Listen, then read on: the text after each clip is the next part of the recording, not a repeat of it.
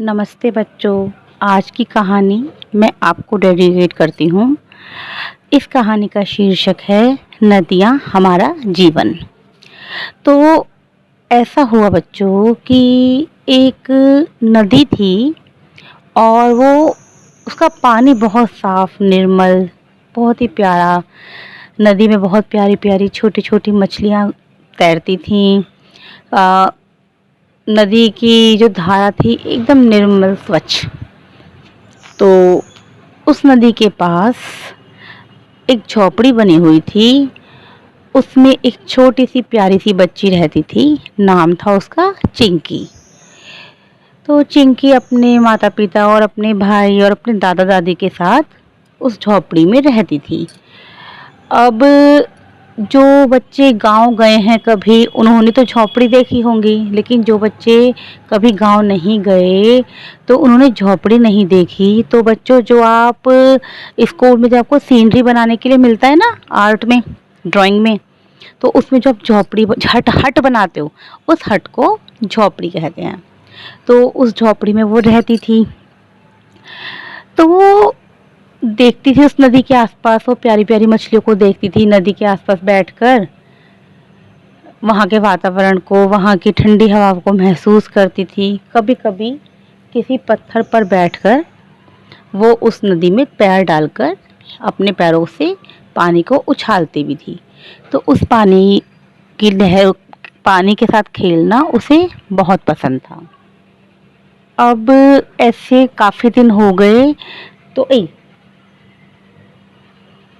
तो ऐसे काफ़ी दिन हो गए तो वो जो बच्ची थी चिंकी, एक दिन वो नदी किनारे बैठी थी, पैर उसने पानी में डाले हुए थे। तो उसने क्या देखा कि उसके पैरों में कुछ कचरा, कुछ थैलियाँ, कुछ फूल मालाएं, कुछ कागज, ऐसी चीज़ें उसके पैरों में आकर टकराने लगीं।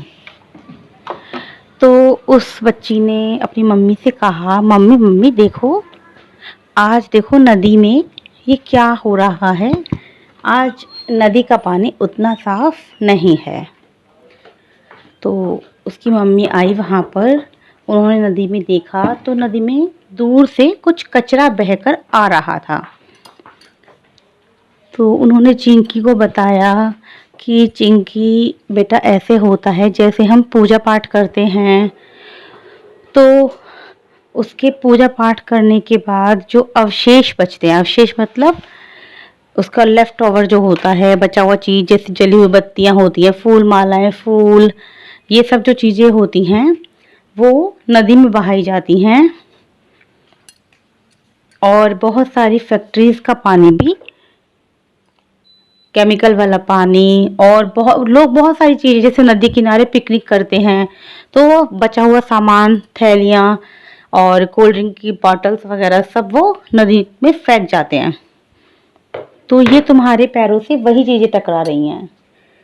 तो चिंकी को बहुत बुरा लगा कि हमारी इतनी प्यारी नदियाँ हैं, ये मेरी इतनी प्यारी नदी है, इसमें ये कचरा आ गया और इससे मेरे पैर खराब हो गए और सारा पानी भी गंदा गंदा सा हो गया।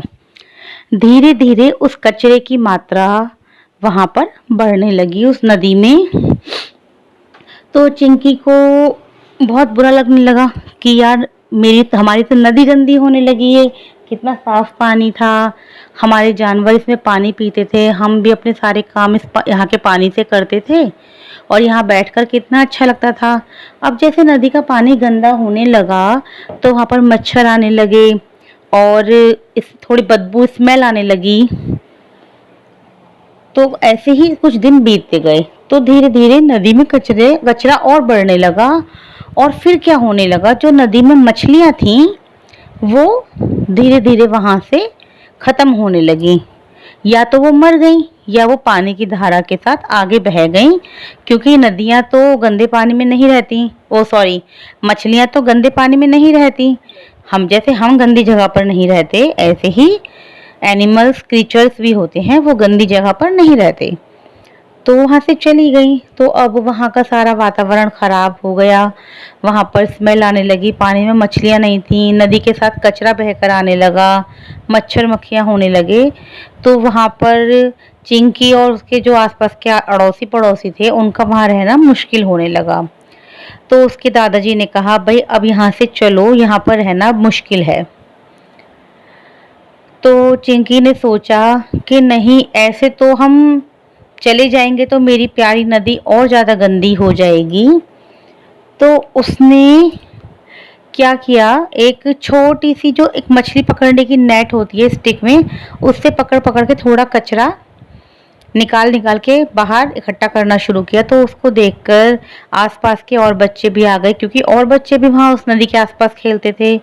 तो उन्होंने भी ऐसे ही, जिससे वो छोटी छोटी मछलियाँ पकड़ा करते थे, उस अपनी नेट वाली स्टिक से थोड़ा थोड़ा कचरा निकालना शुरू किया। तो उससे वो कचरा जब निकलना शुरू हुआ, तो आसपास के लोगों को उससे देखकर प्रेरणा मिली। तो उन्होंने भी अपने जो बड़े-बड़े जाल जिनसे वो मछलियाँ पकड़ते थे, वो फेंक-फेंक कर पानी में कचरा निकालना शुरू किया। तो ऐसे करते-करते ये आसपास के गाँव में भी खबर फैलने लगी कि नदी में से कचरा निकालने का काम गाँव के लोग कर रहे हैं। उन्होंने ये काम शुरू किया। तो वहाँ पर एक समाज सेवी आए हुए थे। जब उन्हें मालूम पड़ा कि यहाँ के आसपास के लोग नदी को इस तरह साफ कर रहे हैं, तो उन्होंने उनकी हेल्प करने का निश्चय किया। उन्होंने अपने एनजीओ के थ्रू उस नदी की सफाई करवानी शुरू की और सरकार को एक पत्र लिखा। जब सरकार के पास वो पत्र पहुंचा, तो सरकार को चिंता हुई नदी के पानी के गंदे होने की। उन्होंने एकदम से एक मीटिंग बुलाई सरकार ने, और उन्होंने कहा, भाई इस नदी की सफाई करो। तो उस नदी की सफाई करनी शुरू की गई। तो धीरे धीरे नदी का कचरा खत्म हो गया। लेकिन अब समस्या ये खड़ी हुई कि अब तो कचरा निकाल दिया, लेकिन फिर लोग फेंकेंगे। तो फिर वहाँ पर ये सरकार के कैबिनेट ने ये निर्णय लिया कि नदी के जहाँ पर से लोग गुजरते हैं, सड़क के किनारे किनारे जहाँ नदी बहती है, वहाँ पर बड़े बड़े लोहे के जाल लगाए जाएं, जिससे कि लोग उनमें गंदगी ना फेंकें।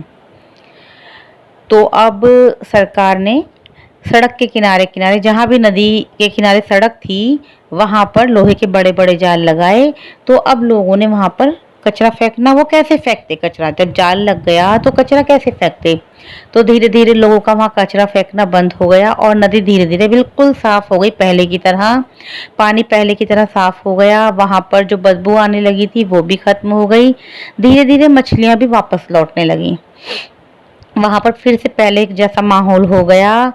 तो फिर सरकार ने एक बहुत बड़े कार्यक्रम में चिंकी को बुलाया और उसे शाबाशी दी और उसे एक मेडल दिया कि इस बच्ची के छोटे से प्रयास के कारण आज सबने प्रयास किया और ये छोटा सा प्रयास होते होते बड़ा हो गया, और इस प्रकार नदी की अच्छी तरह सफाई हो गई। और नदियों को साफ रखना बहुत जरूरी है, क्योंकि हम सभी जानते हैं कि नदियों का पानी मीठा होता है और वही पानी पीने में यूज किया जाता है। पीने में, खाना पकाने में, घर के सभी कामों में नदियों का पानी ही यूज किया जाता है।